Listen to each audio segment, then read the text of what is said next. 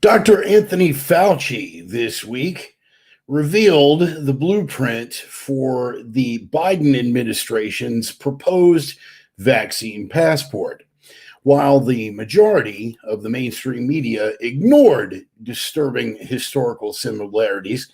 When eventually pressed by one single reporter from OAN News, Fauci deflected, saying that the reason he had chosen this pattern was to pay historical homage to our European allies and to remind everyone who was reluctant to take the vaccine that it's our responsibility to do our duty for the Fuhrer and the fatherland. The opinions expressed by the Reverend are his own and no one else's.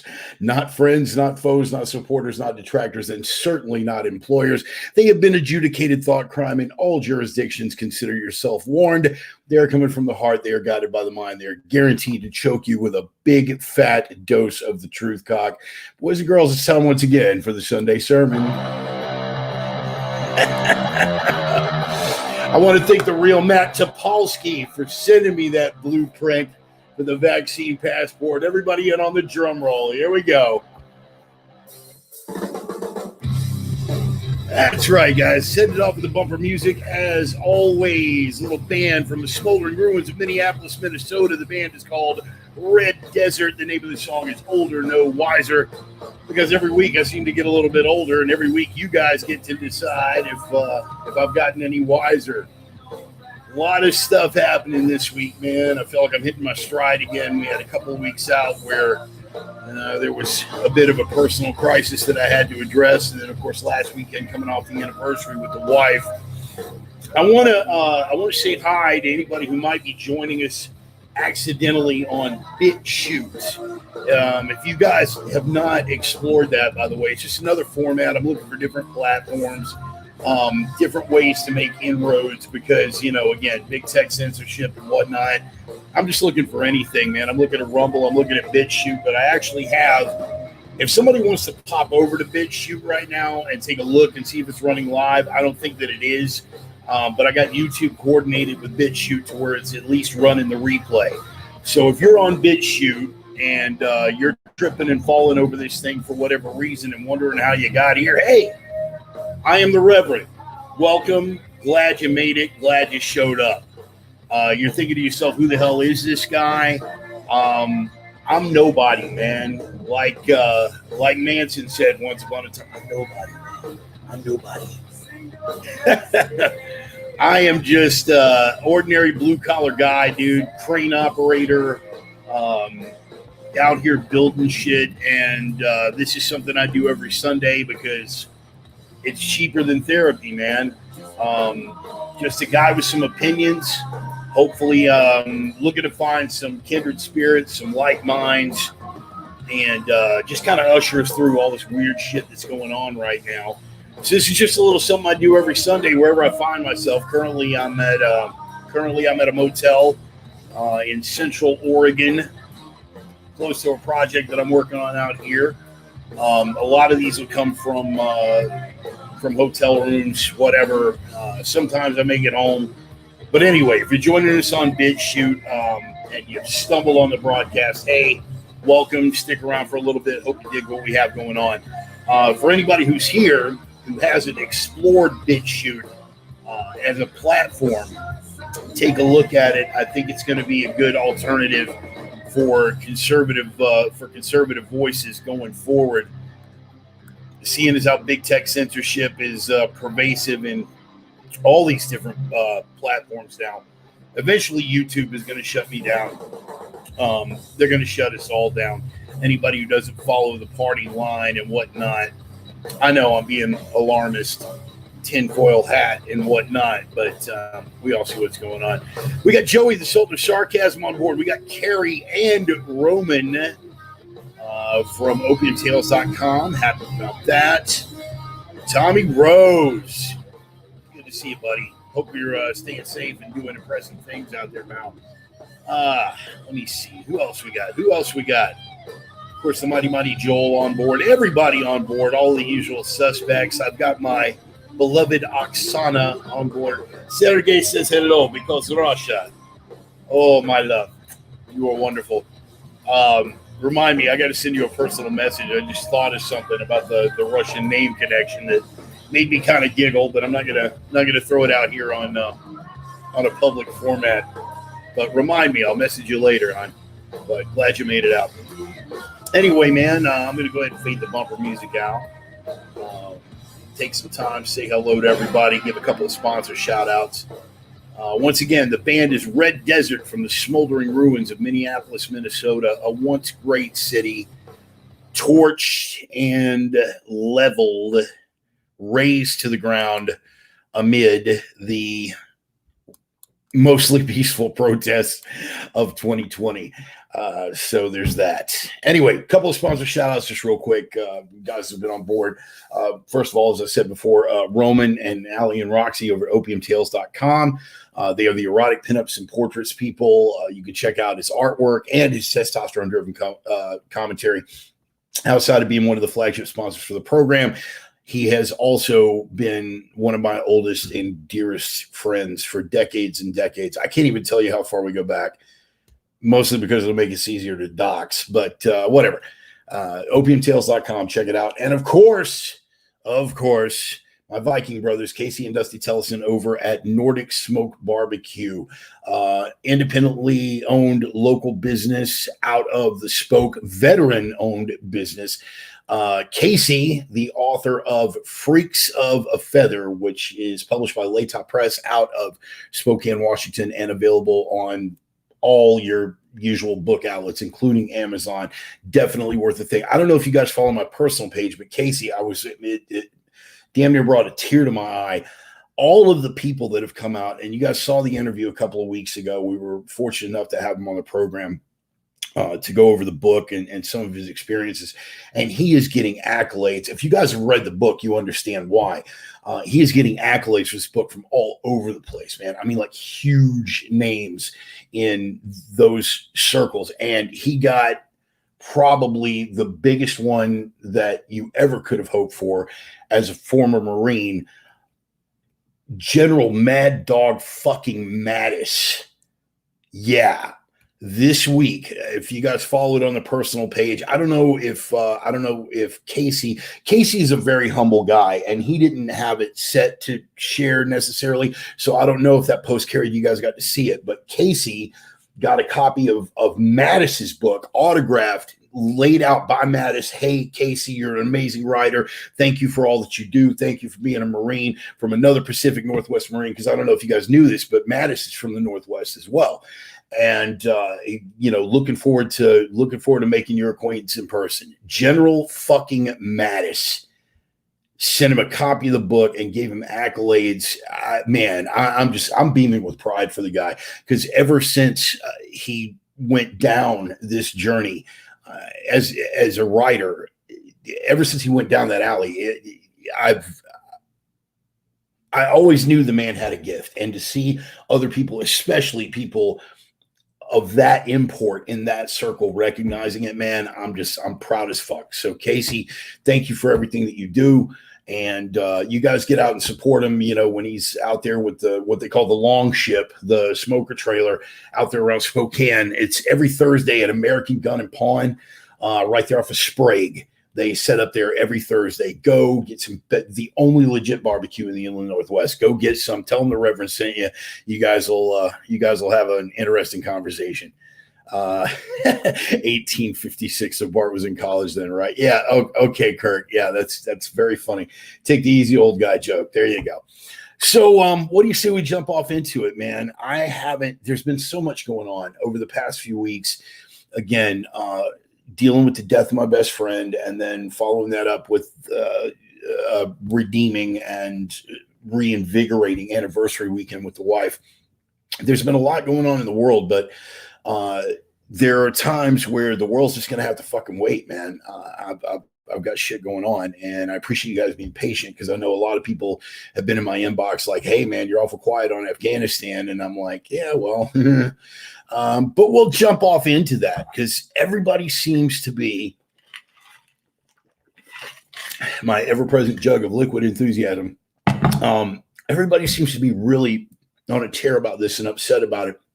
And they are quite correct in being upset, because we are, to call it unprecedented doesn't even quite do it justice. The level of disaster that we left behind in that slipshod bullshit pig fuck of a pullout from Afghanistan made Vietnam look positively well executed by comparison.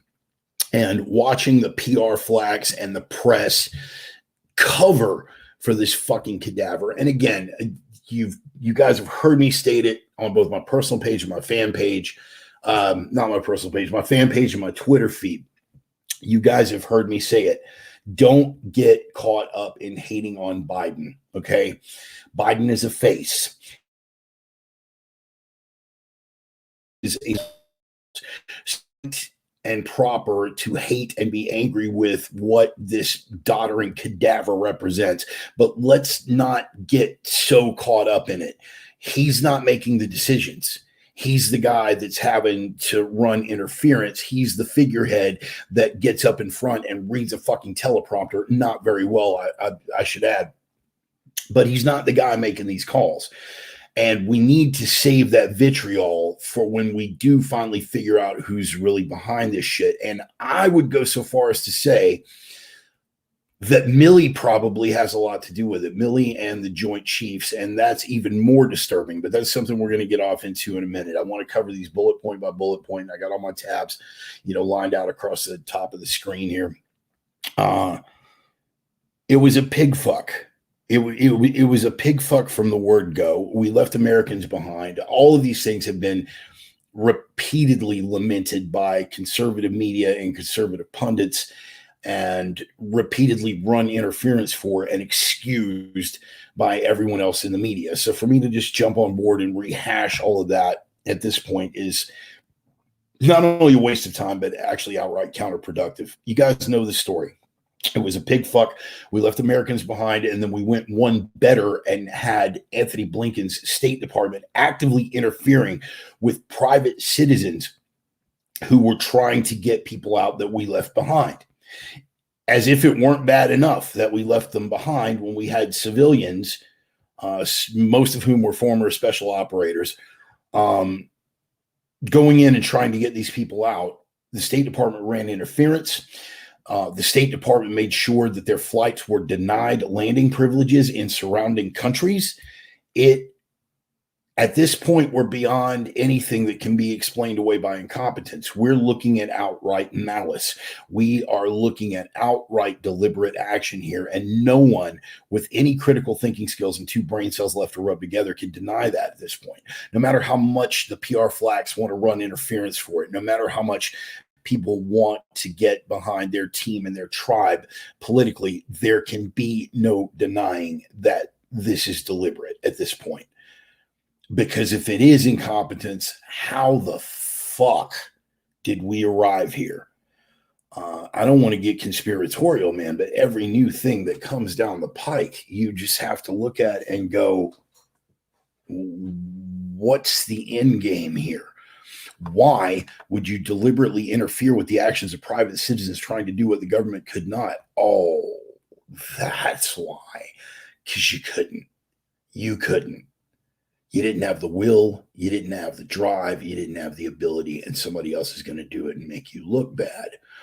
It is for this same reason that the federal government will file lawsuits against border states that try to enforce immigration law, because that is the federal government's place to do. We are the federal government. We are the ones that do that. We are the, and you, okay, well then get in and enforce it. Well, no, we're not going to. Okay, well then we as a state are going to enforce it. No, you can't do that. That is our area of operation. You cannot usurp our authority. We have a dangerous cabal of power mad, insane leftists at the switches of the controls of power right now. And it's fucking scary. And I see you guys out there, and you're scared and you're angry, and you should be scared and you should be angry. But again, as I'm constantly admonishing everyone, we have to keep one thing in mind. A lot of y'all go past the anger and the fear, and you go straight to black pill mode. It's over, man. America's over. Every time I see somebody do that, I'm reminded of Paxton and fucking Aliens. Game over, man. Game over. And you guys are just that fucking hopeless and pathetic. And what you need is a hot chick like Sigourney Weaver to slap the shit out of you and just go shut the fuck up, because you're not helping. You're not helping. And what I want to do is break down. What I want to do is break some of this stuff down on a level where we can acknowledge how fucked up everything is without completely giving in to that black pill mentality of saying that all hope is lost. Okay. Getting right to it, the first tab that I have open, and this is how and again, we're also going to go into the way that the propaganda machine is at work with mainstream media and PR flags running interference for this administration. Again, don't get caught up in Grandpa Joe. He's a cadaver. He's a figurehead. You got to be thinking about the people who are creating these policies behind him, the people behind him that are pulling the little marionette strings, puppet dance. Be angry with them. Don't get so caught up in Joe, because Joe is going to be gone before the end of his first term. Bet your fucking ass. They're either going to croak him off or they're going to 25th Amendment his ass, and he's going to be gone. And if we allow ourselves to get so focused in on that, well, then what happens when he goes? We just get focused in on the next figurehead, fucking attorney general legs in the air. We're going to get focused on that, and we're just going to repeat the same fucking cycle. You need to look deeper. There are people at the switch, at the controls of power right now, that are very, very dangerous, that are best case scenario, so woefully incompetent, it's hard to believe they're able to handle the don't put a fork in a light socket thing. I don't believe that. I believe it's on the other end of the spectrum, that these people are compromised to particular nations. And look, bought and paid for by the Chinese. Let me just save myself the verbal gymnastics here and just tell you what's going on. These people are compromised. These people are compromised to the fucking Chinese. And again, that Milley thing, which we are going to get into, was perfectly illustrative of that, not only on a military front, but on a civilian front. And it's pretty fucking terrifying stuff. This is, I mentioned briefly earlier, the thing about state governments enforcing immigration law when the federal government refuses to. I don't know if you guys have been, keeping track, but there has been a massive surge of migrants at the border. And the kicker with this is they are not Mexicans, or even, for the most part, citizens, residents of Central American or South American nations. You've got people coming across from Haiti. You've got people coming across from West Africa, from Sub-Saharan Africa, from war-torn places all over the fucking globe. Now, why would Africans and Haitians go to Mexico to apply for asylum status? Because it's got nothing to do with refugee or asylum status. They know that the southern border is open. For all of the denials, for all of the hashtag intellectual gymnastics that the administration wants to put forward, it's readily evident that the southern border is wide the fuck open. They deny that they support open borders policies, but if what is going on at our southern border right now is not an open border, I think you'd be very hard pressed to show me what an open border looks like. Well, right now, we've got a tent camp, and this is how the PR machine works. Okay, so this is NPR reporting on the story. Operation Lone Star captures thousands of migrants, yada yada yada. They tried to spin it on Wednesday. This is NPR. On Wednesday, U.S. Customs and Border Protection said there were 2% fewer encounters of migrants along the southern border in August than in July. Wow, the spin on that. There were 2% fewer encounters in August than there were in July. Don't believe your lying eyes and that big tent camp that they have set up underneath the international bridge and the footage that you see of them walking across a dam like it's a footbridge, and the up close thing where you realize these are not from immediately south of the border. These are Haitians and Africans that are coming across to Mexico and crossing because it's the easiest way to get into this country undetected. Don't believe your lying fucking eyes and everything that you're looking at here. There were actually fewer encounters in August than there were in July. Of course, then they go on to show the total because nobody reads past the headline. But in total, there were in August 208,887 encounters along the southwest border. Of those, 25% involved people who had tried to make the crossing at least once before within the last 365 days. But NPR wants to spin it and say that it's really not that big of a deal. In fact, there were actually 2% fewer encounters along the southern border. Now, a particular conservative news outlet, I don't want to give them the nod because that makes me look like I'm playing team sports, but you guys know the one. It's named after an animal that's hunted in Britain.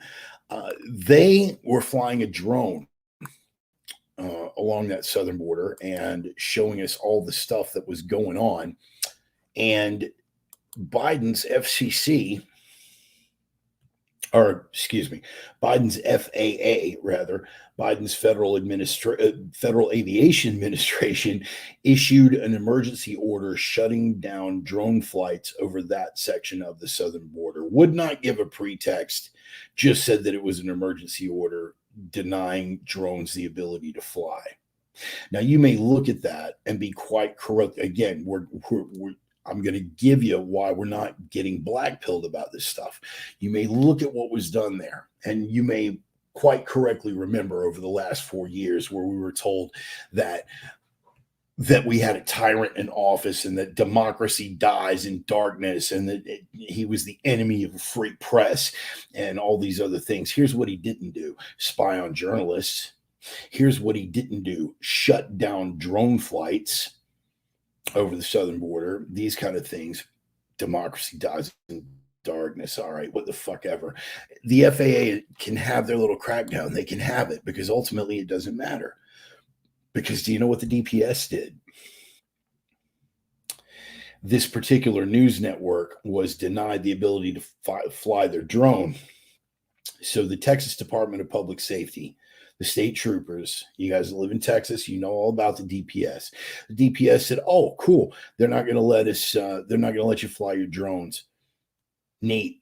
We're going to take you up in our helicopter so you can get even better footage." Don't get black-pilled because ultimately the truth will out. They control the perception. They control people's idea of reality. They control the stimulus. They control the response. But in a civilization, in a society with the technological tools that we have available to us today, that only goes so far. And there are more of us. And when I say us, I'm talking about the good people. I'm talking about the ones that aren't trying to bury the truth. I'm talking about the ones that do give a fuck about our national sovereignty. I'm talking about the ones that do give a fuck about the blue collar working men and women of the United States of America and see all the horrible shit that's going on right now. There are more of us than there are of them. So don't get black-pilled. Afghanistan, total pig fuck, as we were stating earlier. Next bullet point. U.S. says Kabul drone strike killed, and this is Reuters, by the way, lest you think that I'm going with, those right-wing media sources that can't be trusted, that happen to get it right 90% of the time, but we're just going to go with something we can all agree on. Reuters, okay, not exactly right leaning, but according to Reuters, U.S. says Kabul drone strike killed 10 civilians, including children, in a tragic mistake. Now, this is the thing. Back in late August, when the pig fuck was going on, and when this strike actually took place, and this was right after, the suicide bombing that killed 13 U.S. troops. And this, again, that was the same weekend that we had Casey on, and getting an actual combat veteran's perspective on that was well worth the price of admission. But again, it came out by way of social media almost immediately that the suicide bomber that killed 13 U.S. troops at the Kabul airport had been tracked by a drone for almost an hour before the bomb went off. And the drone pilot had asked for a green light to take him out, and that green light was denied. Now, this all came out not by way of the legacy press, not by way of the mainstream media, but by those unreliable sources on Facebook and Twitter, that just happen to get the facts right every fucking time. But yeah, it came out that they begged for a green light to take out the suicide bomber, and they could have fucking taken him out, but they were not given the green light. Mainstream media ignored it. Mainstream media did the same thing with what happened immediately afterwards. ISIS-K, which is, I guess, kind of like the Delta variant of terror threats now. ISIS-K, bum, bum, bum. You guys do the dramatic music for yourself. I don't have the soundbite over here.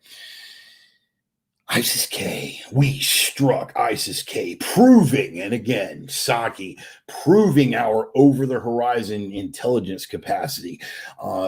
Milley coming out and calling it a righteous strike. And within an hour, because I was watching Twitter and I was watching social media sources, within an hour, you had people coming out saying that was not an ISIS anything. Pick your fucking alphabet letter. It wasn't an ISIS anything. That was a civilian aid worker that they killed, and there were children killed in the fucking strike. This was out within an hour. Within an hour of the strike on August 29th, Twitter and social media were abuzz with it, in spite of shadow banning, in spite of posts being pulled, in spite of all manner of fucking interference. Social media had the word out. It took over a week of the administration thumping its chest. Look what we did. See, we're not out of the woods. We're not pussies. We didn't get walked on. They tried and we made them pay. And the mainstream media flags were an interference for them for over a week, until the New York Times came out and said, hey, now we've got reliable intel that says, yeah, that was a civilian aid worker and 7 kids. Oopsie. But even that wasn't enough. Not for the faithful. No. They continued to live in their perpetual state of fucking denial. And it took a full week of constant pressure after the New York Times reported it for the State Department to finally come clean. And they let one general fall on his sword and say, the responsibility lies with me. CENTCOM Marine Corps General Frank McKenzie said that at the time he had been confident it averted an imminent threat to the forces at the airport. Don't overcomplicate this, people. Whatever you do, resist the urge to overcomplicate this. Here is what happened. Nice and simple. Everybody ready? We got our thinking caps on. Here's what happened. The same cabal of madmen that are holding the switches of power right now and have decided that the Taliban and China are their new best friends, got intel from the Taliban that this aid worker was an ISIS-K terrorist. Why would they do such a thing? Oh, I don't know. Here's a theory. Maybe to throw the heat off off themselves because of their own involvement, because of the fact that it's likely that the Taliban were the ones that let the suicide bomber through that killed 13 people, and that was some heat that they didn't fucking want. So look, ISIS-K, the Delta variant of ISIS. So they pointed at a fucking aid worker. And of course, the press always happy to run interference for the administration, and the administration itself always looking for some kind of fucking cover. On it. They took it and they ran with it. It was a righteous strike. We showed them how tough we were. No, you fuck. You killed a civilian aid worker and 7 kids and then thumped your chest about it. And here's my favorite part. It was an honest mistake. It was an honest mistake. We didn't have the luxury of time. We couldn't decide. And a lot of the lefties, they're jumping right in line with that little fucking dodge. Oh, dude, it was an honest mistake. They were under pressure. Okay? You feel that way? I'll remember that next time a cop is involved in a shooting. Someone who happens to be the color set that you want to look at as oppressed. We were under pressure. We had time constraints. Lives were at stake. We had to make a decision right then. So it's an honest mistake and we can be forgiven. What they say, if it weren't for double standards, these motherfuckers would have no standards at all. So, what's the good news about this? I'll tell you what the good news is about this. We're talking about it. The good news is about this is that they had to cop to it. I want you to think about a day before, not even before the internet, a day when the internet existed, but social media didn't. There would have been boards, there would have been BBSs, there would have been websites, there would have been, InfoWars, definitely, would have been all over this shit. And what would have happened? It would have been disregarded, crazy, nutty, anti-government tinfoil hat conspiracy theory. How dare you accuse us of striking a civilian aid worker? That was a righteous strike against ISIS, and anyone who doubts it, blah, blah, blah, blah, blah, blah, blah, blah. But we're talking about it. And we're talking about it to the point that the New York fucking Times, let me say that again. The New York fucking Times was the first legacy media source to say, fuck it, we're jumping ship. I can't run interference for this. Covering their own ass, of course. Let's not fucking laud their motivations, but they were the first media source to go public with this shit. And guess what? A week later, the administration had to cop to it. Is anything going to happen to the head general of CENTCOM? Of course not. Is anybody going to lose their job or face prosecution or court-martial over this? Fucking of course not. But the fact is, they had to cop to it. And the very fact that they had to publicly cop to it, that they had to find a general to fall on his sword, is fucking progress. Because guess what? Now, even some of the faithful have to look and go, fuck, we're being lied to. Now, that doesn't mean they're going to jump ship, and that doesn't mean they're going to fucking take our side, and that doesn't mean they're going to have a major epiphany and suddenly become conservatives or critical thinkers for that matter. Doesn't mean any of that. But it means that the support of the grazers that a power structure counts on when they start to make the move toward tyranny is eroding out from under them. Take solace in that fact. That black pill you were getting ready to swallow, put it to the fucking side. You don't need that shit. Next bullet point. Speaking of, General Milley. Oh, Milley. General Mark Milley. He was one of the first guys defending the strike. They wound up killing an aid worker and 7 kids. He was one of the first guys to defend it. He was one of the hardest running flags, pushing that this was all insane, that he had the highest confidence and everything else. Well, he wasn't the guy that fell on his fucking sword. See, Milley's going to have a much bigger sword to fall on. A much bigger sword.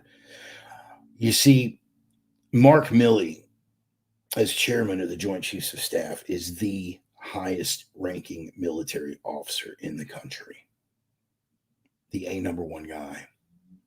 And do you want to know what's come out over the course of the last 2 weeks? It was that General Milley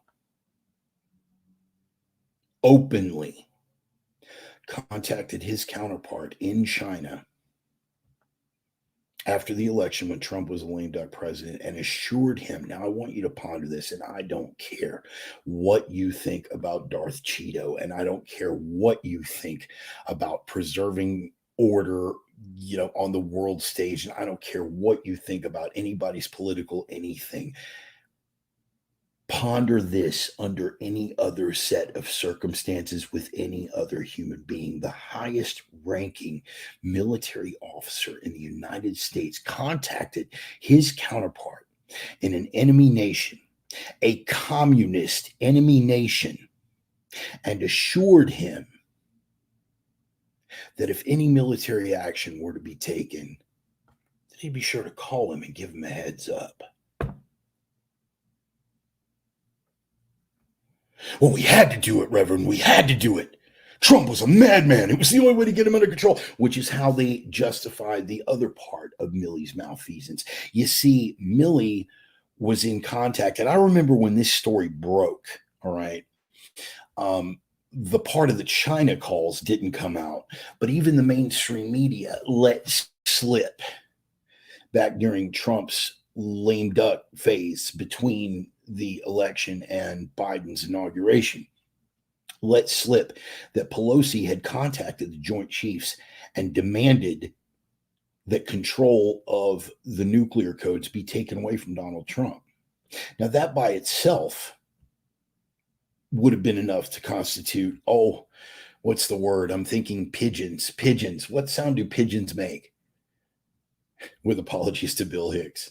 And all the pigeons dancing around the Capitol Police going, coo, coo. Yeah.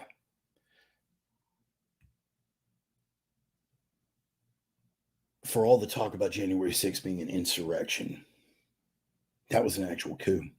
That was an actual coup. And because Milley collaborated, that has come out now, because Milley collaborated with Nancy Pelosi and Charlie Schumer to wrest control, because Milley went one step further and told the entire military chain of command to take no orders from anyone but him. By any definition, that is a coup d'etat. We should be terrified by this. We should be angry. And we are. So how do we take some good news out of this? Because we're talking about it. Because we're talking about it. You will not shake the faithful. Try talking a Muslim off of his devotion to the Quran. Try talking a Catholic off his devotion to the Pope and Holy Communion. You're not going to shake the faithful. They'll never break. But anybody who might be sitting on the fence is taking a look at this. And they can't endorse it. They can't condone it.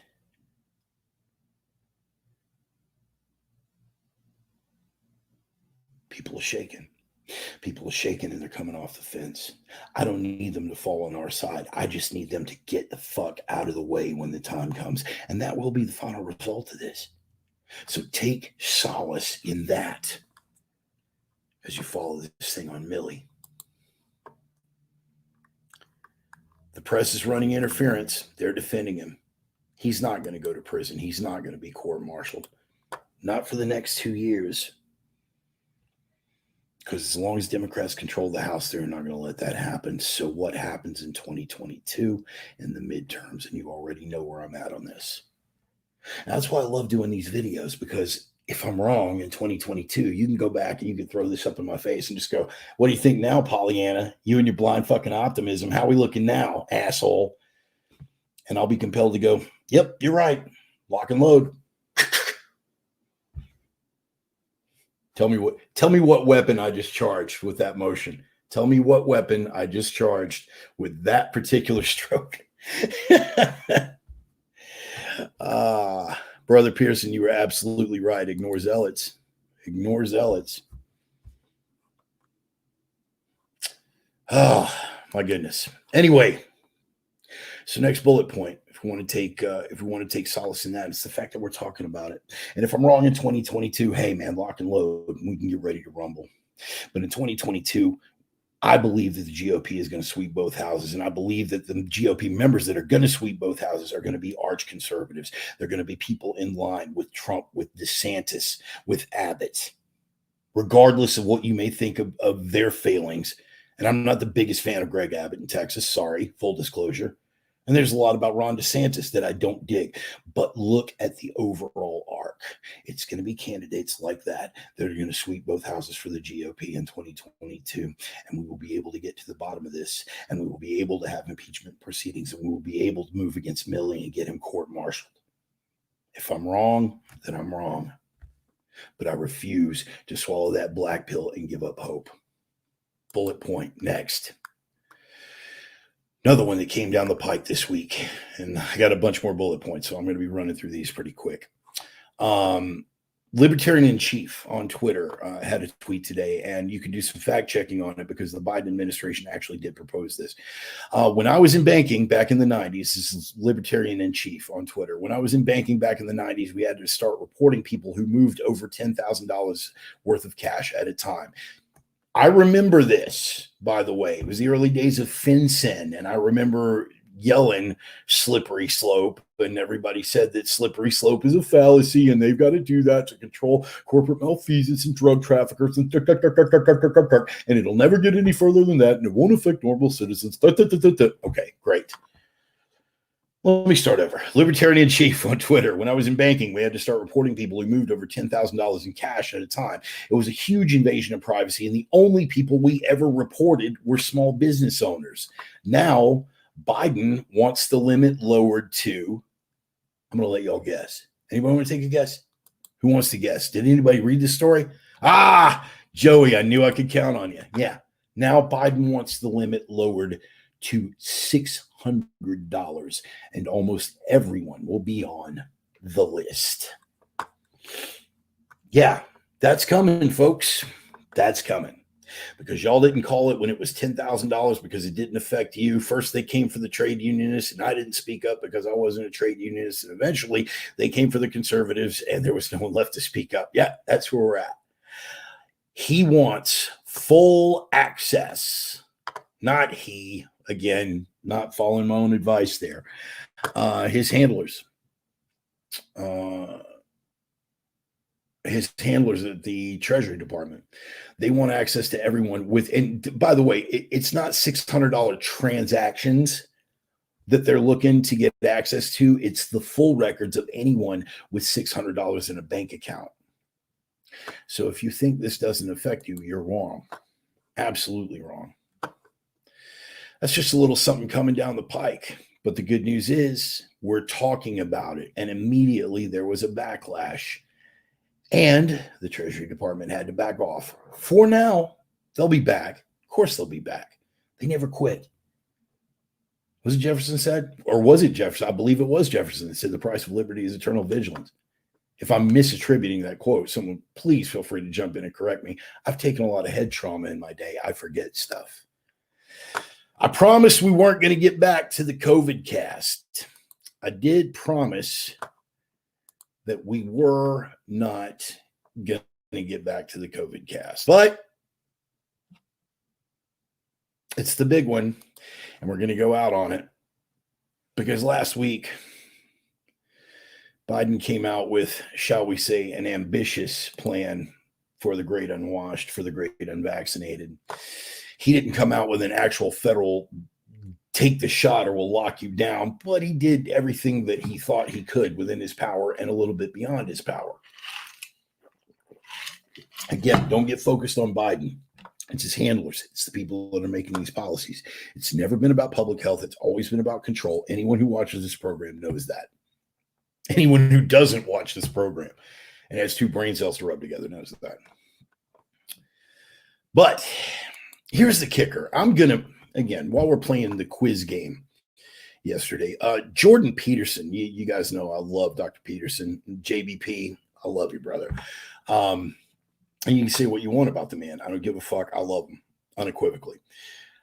JBP came out this week, if I may use that term of endearment, JBP. Dr. Peterson came out this week, and I was informed yesterday by a reliable source that half of registered Democrats believe that COVID infection carries a 50% chance of hospitalization. Dr. Peterson was not the only one. The last grown-up on the left, a comedian by the name of Bill Maher, highlighted that on his program. I think Bill's getting red-pilled. It's kind of fucking scary because in the same program, he lamented the misinformation about COVID hospitalization. And he also cracked down on the people that are saying tax the rich by exposing how much of the actual taxes the rich really fucking pay. It's fucking scary. I don't know what's going on with Bill Maher, but I like what I'm seeing. In any case, it's actually over 50% of registered Democrats believe that COVID infection carries a 50% chance of hospitalization. If this is true, then it's no wonder people are terrified. The true risk is, drum roll, please. Anybody want to take a guess? I'm waiting in the comments. I'll give you 20 or 30 seconds. What is the actual overall risk of hospitalization for the average COVID case? What is it? Over 50% of over half, like I think it was closer to 62% of registered Democrats believe that your chance of hospitalization for COVID is 50%. That half the people that get COVID have to go to the fucking hospital for it. The actual figure. Roman, good guess. Tommy, good guess. G-Dub, I was looking for percentages, but yeah, man, we'll roll with it. The actual percentage is between 2 and 4%. So between Roman and Tommy, we're on. Your actual risk across the board for anyone of any age who gets COVID, independent of comorbidities, of course, but actually figuring comorbidities into the equation for purposes of the overall statistic. Anyone who gets COVID, anyone, your chances of hospitalization are between 2 and 4%. And yet 62% of people, registered Democrats, registered Democrats, 62% of them believe that COVID infection carries a 50% risk of hospitalization. Jordan Peterson and Bill Maher came out and basically told you to go fuck yourself. Hashtag sit down, shut up, you're wrong. One more time, boys and girls. Sit down, shut up, you're wrong. But again, perception dictates reality. If you control the stimulus, you control the response. And the mainstream media know this, and they're shills for their corporate advertisers. So Biden can get away with publicly stating all of the things that he wants to do. Here's the disturbing part. He cites as justification. How can you do this? How do you have the power to do that? Well, there's plenty of justification. There's Supreme Court precedent, standing up for vaccine mandates, blah, blah, blah. Okay, well, there are on a state level, never on a federal level. But in particular, he cited a case from 1905. He didn't. His handlers and his PR flacks did when they were confronted about it. How does the federal government have the power to do this? They cited a Supreme Court case in 1905. It was the Jacobson case, and it set the legal precedent for vaccine mandates on a state level. Now, I don't want to jump straight into hyperbole and all the way down the slippery slope, but here's the thing about that 1905 Jacobson case. It gave states the right to mandate vaccines. And in 1927, it enabled the Buck case. Do your own homework. In 1927, it enabled the Buck case. And that very vaccine mandate that had been set by court precedent at the state level was used to justify eugenics and forced sterilization. Now, full disclosure, you guys know how I feel about eugenics. I believe it's a highly underrated science, and I believe the fucking bloodline could use a little bit of cleansing.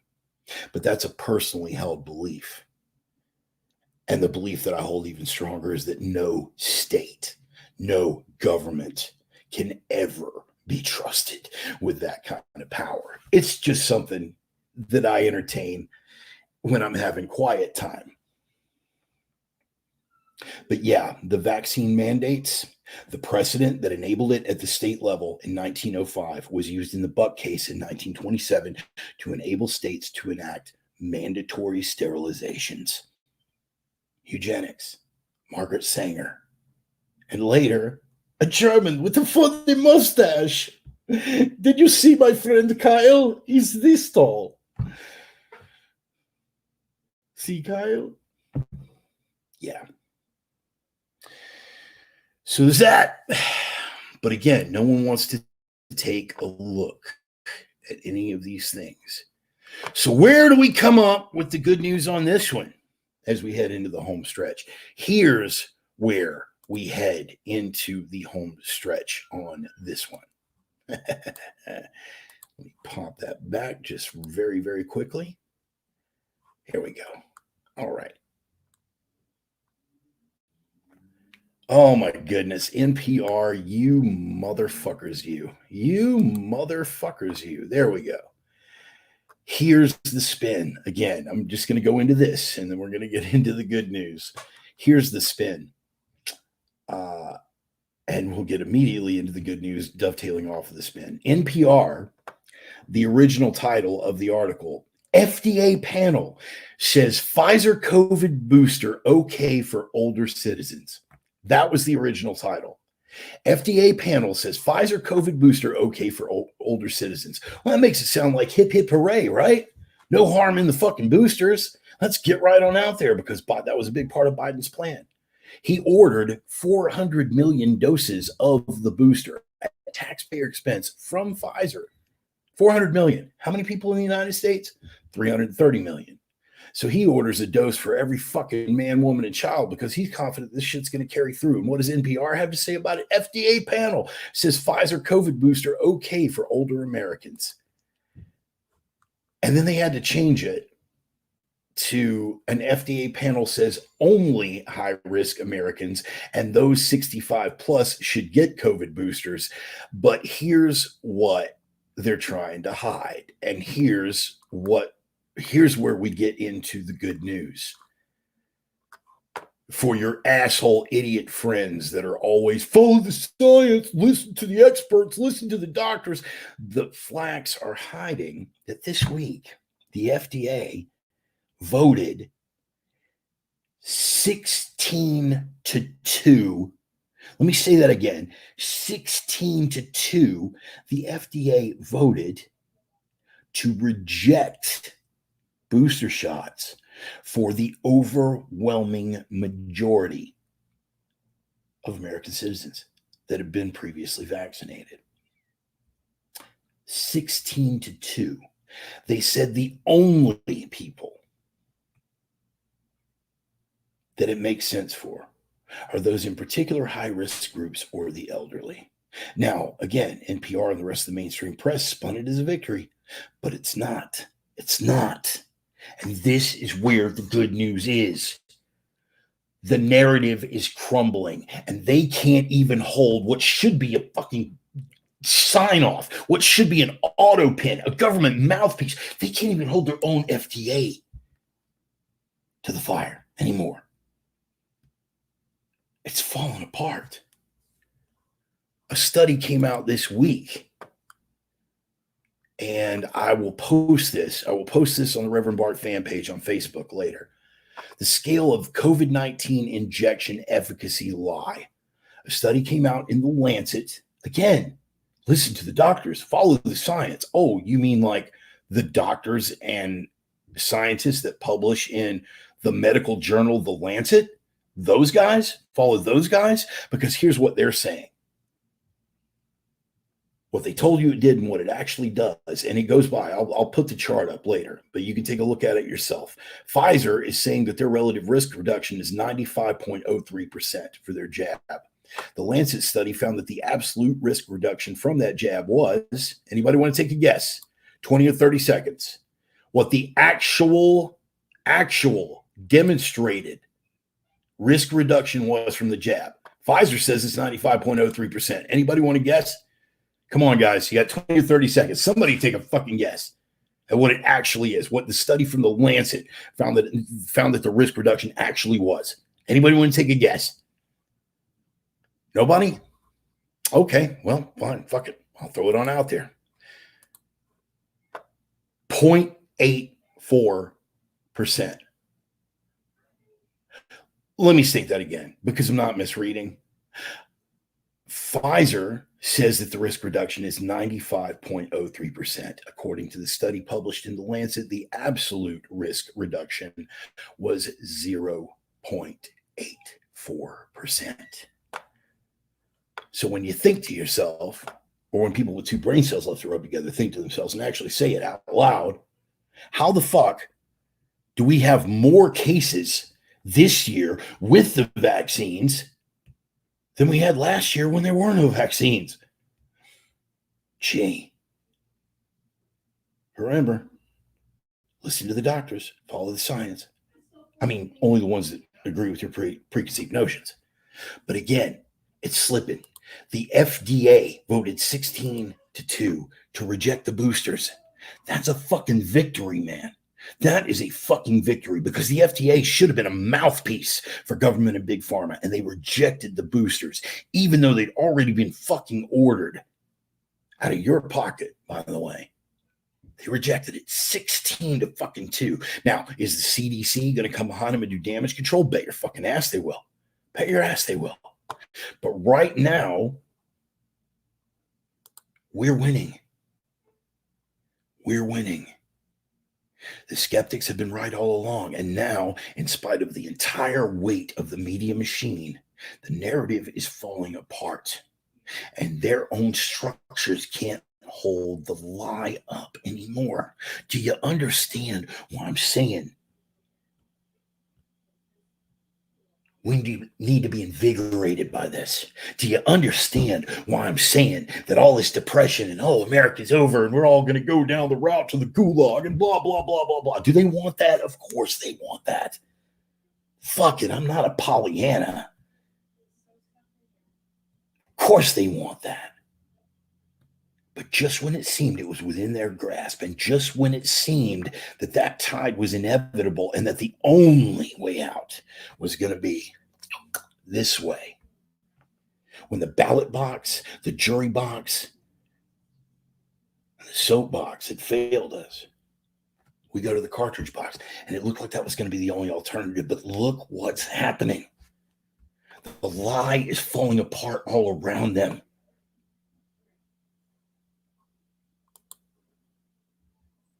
And the mandates for private businesses, and this is something that could affect me. For you guys that are just joining us, you guys know I'm a crane operator. You guys know I work on projects, particularly the project that I'm working on now is for a very big and very left-leaning corporation. Our company, so far, the company that I work for, has come out and said that they will not mandate vaccines. But the job site and the GC, they could mandate it, because we have over 100 employees. Now, you guys already know I don't mind collecting unemployment, should it come to that. But here's the kicker. Those big government contracts, those companies, those corporations that should be falling in line. You know how you guys have always said, and I've always said, and quite correctly, that defense contractors have more power than the actual government that they fucking work for? Well, we got a big fucking taste of that this week. General Dynamics. They were going to institute Biden's vaccine mandate. They were going to be good Germans and line up and take their jab for the Führer and the fatherland. And the employees 40%. I'm going to say that again. A full 40%, nearly half of their employees said that they would not take the jab and they would fucking walk. And what happened? General Dynamics does have more power than the government, but their employees, in this case at least, had more power than General Dynamics or any fucking bullshit vaccine mandates. We still have the power. If we don't stand now, there'll be nothing left to stand for. And the good news is that people are standing, and that the people that are standing are getting fucking results. They're getting results. We're not out of this fucking fight yet, man. We're not out of this fight. Now, flip side is the fight is not over. Damn sight from being over. We got a long, hard road to hoe on this one. But you take a look at everywhere else in the globe right now. You look at Europe, and you're going to have to look, because the mainstream media is not fucking showing what's going on in Europe. They're not showing what's going on in Australia. Australia went straight fucking Third Reich. Lock people in their fucking houses, police barricades, confine your own homes 23 hours a day. If you get caught outside taking a walk or going over to see your neighbor, they fucking lock your ass up. And they are literally already building internment camps in Australia. Did you see what happened there this week? The people stood. The people stood and they charged the police barricades in spite of the fact that years ago they let their government take their fucking guns away. It's a damn shame that they're unarmed right now, or it never would have gotten to this point. But even unarmed, the Aussies said, fuck no, enough. Right here. Here's the line, and it goes no further, and they're pushing back. We're not out of this fight. God damn it, we can still win this thing. So when y'all get all crying in your fucking piss, doing your own little pity parties about how America is over, how it's going the route of Nazi Germany. Yeah, man, all of those things are true. But when you take it one step further and say that that result is inevitable, that's where you and I have nothing further to discuss, my friend. We still got a long fight ahead of us. But the fact of the matter is that we're still in the fight. So stay in that fight. Take a look at every small victory that we get. Take that step and hold that ground. Because going further, bet your ass they're going to be pushing.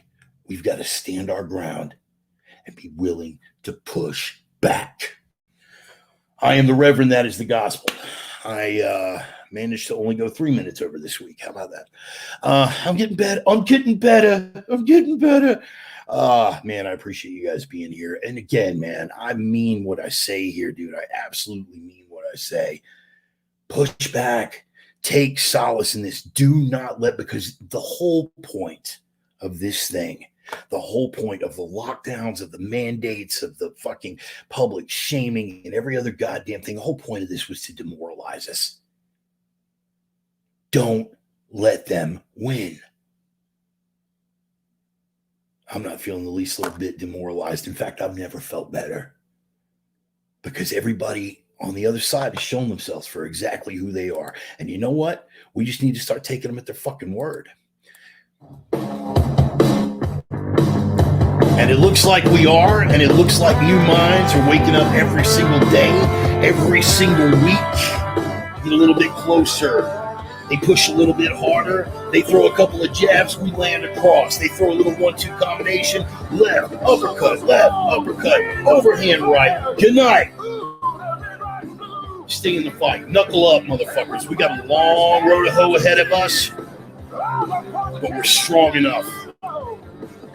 Strong enough as individuals, and when those strong individuals come together, oh God, we are a force to be fucking reckoned with.